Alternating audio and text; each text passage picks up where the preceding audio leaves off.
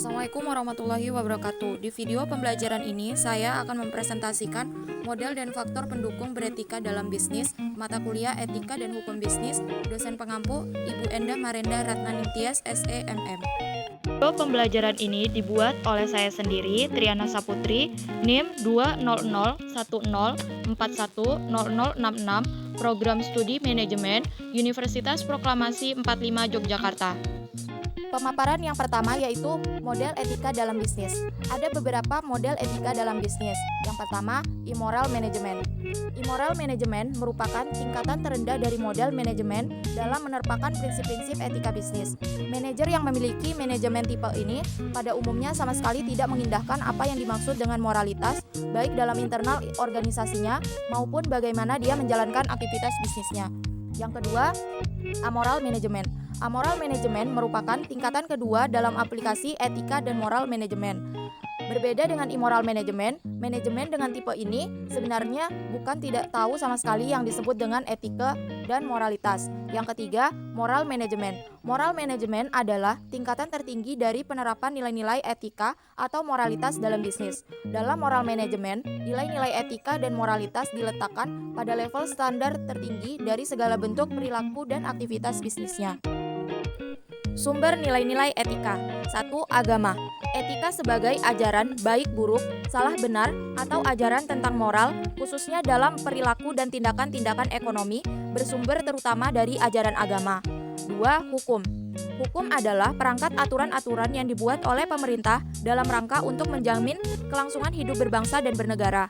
Hukum menentukan ekspektasi-ekspektasi etika yang diharapkan dalam komunitas dan mencoba mengatur serta mendorong para perbaikan-perbaikan masalah.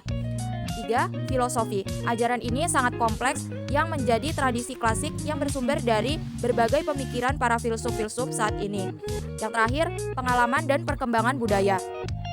Setiap transisi budaya antara satu generasi ke generasi berikutnya mewujudkan nilai-nilai, aturan baru, serta standar-standar yang kemudian akan diterima dalam komunitas tersebut selanjutnya akan terwujud dalam perilaku. Selanjutnya, faktor-faktor yang mempengaruhi etika manajerial. Faktor yang pertama yaitu leadership. Leadership artinya kepemimpinan, yaitu salah satu fungsi manajemen untuk mempengaruhi, mengarahkan, memotivasi, dan mengawasi orang lain untuk menyelesaikan tugas yang telah direncanakan demi mencapai tujuan perusahaan. Ada beberapa contoh hal yang harus dilakukan oleh seorang leadership. Yang pertama, mereka berperilaku sedemikian rupa sehingga sejalan dengan tujuannya dan organisasi. Kedua, mereka berperilaku dengan sabar dan penuh keyakinan akan keputusan yang diambil. Yang ketiga, mereka berperilaku dengan teguh. Ini berarti berperilaku secara etika sepanjang waktu. Strategi dan performasi etika. Fungsi yang penting dari sebuah manajemen adalah untuk kreatif dalam menghadapi tingginya tingkat persaingan yang membuat perusahaannya mencapai tujuan perusahaan, terutama dari sisi keuangan tanpa harus menodai aktivitas bisnisnya berbagai kompromi etika.